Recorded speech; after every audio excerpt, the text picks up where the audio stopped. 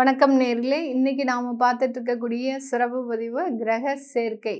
கிரக சேர்க்கை அப்படின்னு என்ன அப்படின்னு பார்த்தோம்னா, ஒரு கிரகங்கள் தனித்து செயல்படும் போது ஒரு பாதிப்பையும் ஒரு வளர்ச்சியையும், கிரகங்கள் சேர்ந்து செயல்படும் போது வேறு விதமான ஒரு பாதிப்பையும் வளர்ச்சியும் கொடுக்கக்கூடிய ஒரு ஸ்தானம் தான் இந்த கிரக சேர்க்கை.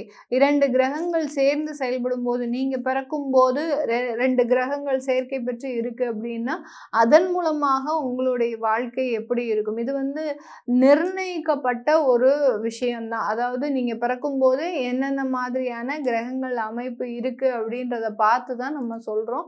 இப்போ நம்ம பார்க்கக்கூடிய ராசி என்பர்கள், அதனுடைய வரிசையில நம்ம பார்க்கக்கூடிய ராசி என்பர்கள் மகர ராசி என்பர்கள். இந்த மகர ராசி என்பர்களுக்கு என்னென்ன கிரக சேர்க்கைகள் இருந்தா நல்லா இருக்கும் அப்படின்றது தான் நம்ம பார்க்க போறோம்.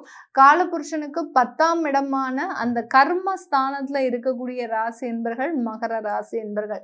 இந்த ராசியில சனி பகவான் ஆட்சி பெறுகிறாரு, அடுத்து செவ்வாய் உச்சம் பெறுகிறார், குரு நீச்சம் அடைகிறார் அப்படின்ற மாதிரியான கிரகங்கள் செயல்படும். இந்த ராசியில எப்போதுமே கிரகங்கள் கோச்சார நிலவரப்படி சுற்றி வரும்போது அந்த இடத்துல சனி வருது அப்படின்னாலே 7.5 சனியாகவும், செவ்வாய் வரும்போது செவ்வாய் இந்த இடத்துல மகர ராசிக்கு வர்றாரு அப்படின்னாலும் அந்த செவ்வாய் உச்சம் பெறுகிறார், குரு இந்த மகர ராசிக்கு வர்றாரு அப்படின்னா குரு நீச்சம் அடைகிறார். இந்த ஸ்தானத்தை பொறுத்து தான் இந்த மகர ராசி என்பர்களுக்கு சில கிரகங்களினுடைய அமைப்புகள் இருக்கும். இப்போ இந்த மகர ராசியில இருக்கக்கூடிய 3 நட்சத்திர அன்பர்கள் அப்படின்னு பார்க்கும்போது இந்த இடத்துல உத்திராடம் நட்சத்திர அன்பர்கள், திருவோணம் நட்சத்திர அன்பர்கள், அடுத்து அவிட்டம் நட்சத்திர அன்பர்கள். இந்த 3 நட்சத்திரத்தையும் உள்ளடக்கியது தான் மகர ராசி.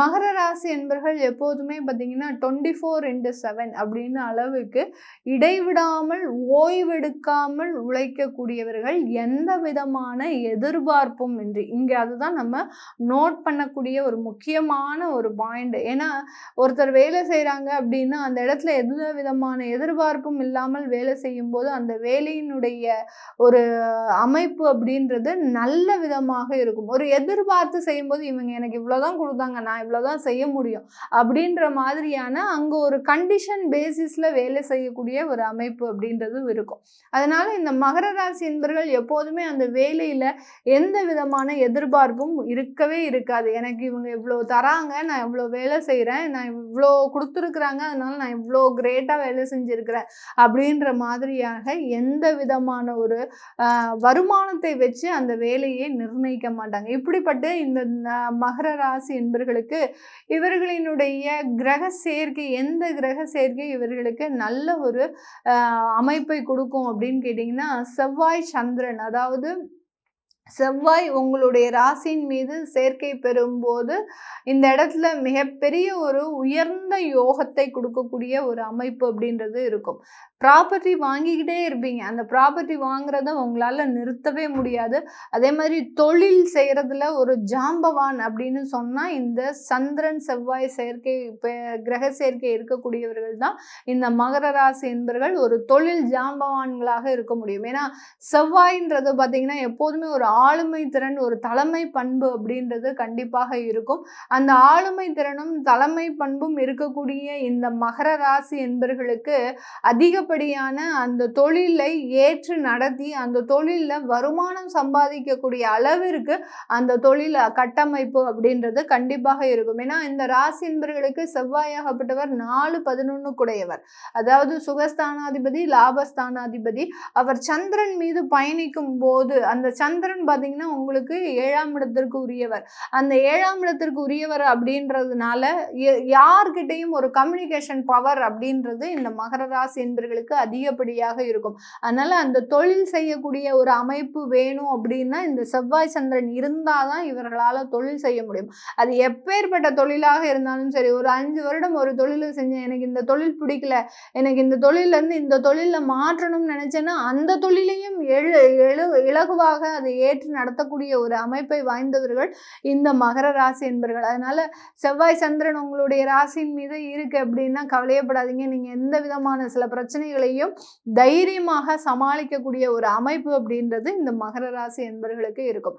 அடுத்த ஒரு நல்ல ஒரு கிரக சேர்க்கை அப்படின்னு பார்த்தீங்கன்னா இந்த மகர ராசி என்பவர்களுக்கு அதாவது சுக்கிரனும் அதாவது இந்த மகர ராசி என்பர்களுக்கு சுக்கிரனும் செவ்வாயும் கிரக சேர்க்கை பெறும்போது, அந்த சுக்கிரன் செவ்வாய் கிரக சேர்க்கை பார்த்தீங்கன்னா, திருமண வாழ்க்கையில நல்ல ஒரு சேஞ்சஸ குடுக்கக்கூடிய ஒரு டைமாக இருக்கும். திருமணம் ஆன உடனே வெளிநாடு போகக்கூடிய ஒரு யோகம், வெளிநாட்ல போய் நல்ல ப்ராப்பர்ட்டி, அடுத்து பார்த்தீங்கன்னா, வெளிநாட்ல நல்ல ஒரு ஆடம்பரமான ஒரு வாழ்க்கை, இது எல்லாத்தையுமே இந்த மகர ராசி என்பர்கள் இந்த செவ்வாயும் சுக்கிரனும் கிரக சேர்க்கை பெறும்போது நல்ல ஒரு கட்டமைப்பான ஒரு வாழ்க்கையை பெறுவதற்குண்டான ஒரு நேரம்.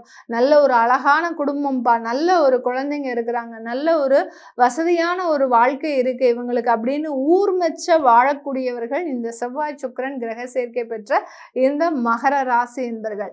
இந்த மகர ராசி என்பர்களுக்கு படிப்பு ரீதியான கிரக சேர்க்கை எந்த மாதிரியான கிரக சேர்க்கை அப்படின்னு கேட்டீங்கன்னா, புதன் அந்த சுக்கிரனோடு சேர்ந்து இருக்கும்போது நிறைய விஷயங்கள்ல இவர்களுக்கு இன்ட்ரெஸ்ட் இருக்கும். அதாவது ஒரு வேலை அப்படின்னு இல்லாம இவங்க இன்ஜினியரிங்கும் படிச்சு அடுத்து அட்மினிஸ்ட்ரேஷன் ஒர்க்கும் படிச்சு எல்லாமே செய்யக்கூடிய ஒரு நபர்களாக தான் இருப்பாங்க.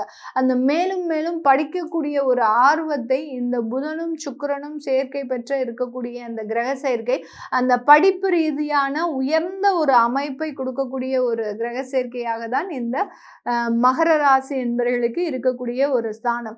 இந்த ராசி அன்பர்களுக்கு பார்த்தீங்கன்னா, ஒரு அரசாங்க உத்தியோகம் அப்படின்றது மிகப்பெரிய அளவுக்கு குடைச்சல் கொடுக்கக்கூடிய ஒரு உத்தியோகமா தான் இருக்கும். ஏன் அப்படின்னு கேட்டீங்கன்னா, இவர்களினுடைய ராசிக்கு அஷ்டமாதிபதி சூரியன். அதனால அந்த தலைமை பண்புன்றது இவங்களுக்கு சுட்டு போட்டாலும் வராது இந்த மகர ராசி என்பர்களுக்கு. அப்படி இருக்கக்கூடிய இந்த ராசி என்பர்கள் அந்த அரசாங்க உத்தியோகத்துல வேலை செஞ்சாங்க அப்படின்னா, அந்த என்னைக்கு அரசாங்க உத்தியோகத்துக்குள்ள நுழையிறாங்களோ அன்னையிலிருந்து இவர்களுக்கு முழுமையான 7.5 சனி அப்படின்றது தான் அர்த்தம். ஏன்னா அந்த அரசாங்க உத்தியோகத்துல இருந்தும் வெளியிலையும் வர முடியாது. அடுத்து பார்த்தீங்கன்னா, அதுல மாட்டிக்கிட்டு அவர்கள் தவிக்கக்கூடிய தவிப்பு இருக்கு பாருங்க, அது உலகமகா தவிப்பாக இருக்கும். ஏன்டா நம்ம இந்த அரசாங்க உத்தியோகத்தை வாங்கணும் அப்படின்ற மாதிரி இருக்கும். சரி, ஒரு போஸ்டிங் போனோம், நம்மளுக்கு ஒரு உயர்ந்த பதவிகள் கிடைச்சது, அதன் மூலமாக ஏதாவது மாறுமா அப்படின்னு கேட்டிங்கன்னா, இன்னும் மேலும் தலைவலி தான் இருக்குமே ஒழிய அதுல இருந்து குறைவு அப்படின்றது கண்டிப்பாக இருக்காது. இந்த மகர ராசி என்பர்கள் நிறைய அரசாங்க உத்தியோகஸ்தர்கள் வாலண்டியர் ரிட்டைர்மெண்ட் தான் வாங்குவாங்களே ஒழிய ஆட்டோமேட்டிக்கான அந்த ரிட்டைர்மெண்ட் லைஃப்ல ரிட்டைர்மெண்ட் எடுத்த ஒரு நபர்களே கிடையாது. அந்த அளவுக்கு அந்த அரசாங்க உத்தியோகம் இவர்களுக்கு மிகப்பெரிய ஒரு பாதிப்பை கொடுக்கக்கூடிய ஒரு அமைப்பு அப்படின்றது இருக்கும். இவர்களுக்கு இந்த மகர ராசி என்பவர்களுக்கு எந்த கிரக சேர்க்கை முற்றிலுமான ஒரு பாதிப்பை இவர்களுக்கு கொடுக்கும் அப்படின்னு கேட்டீங்கன்னா, தொழில் செய்ய விடாம, அடுத்து பார்த்தீங்கன்னா தொழில்ல நஷ்டங்கள், தேவையான அளவுக்கு கான்ட்ராக்ட் கிடைக்காம இருக்கிறது, அடுத்து பார்த்தீங்கன்னா தேவையில்லாத ஒரு பணியாளர்கள் பிரச்சனை, இது எல்லாத்தையுமே எந்த கிரக சேர்க்கை இந்த மகர ராசி என்பர்களுக்கு கொடுக்கும் அப்படின்னு பார்த்தீங்கன்னா, சூரியன் ராகு அப்படின்ற கிரக சேர்க்கை மிகப்பெரிய அளவுக்கு இவர்களுக்கு லைஃப்ல ஒரு புரட்டி போடும் விதமாக சில பிரச்சனைகளை கொடுத்துரும்.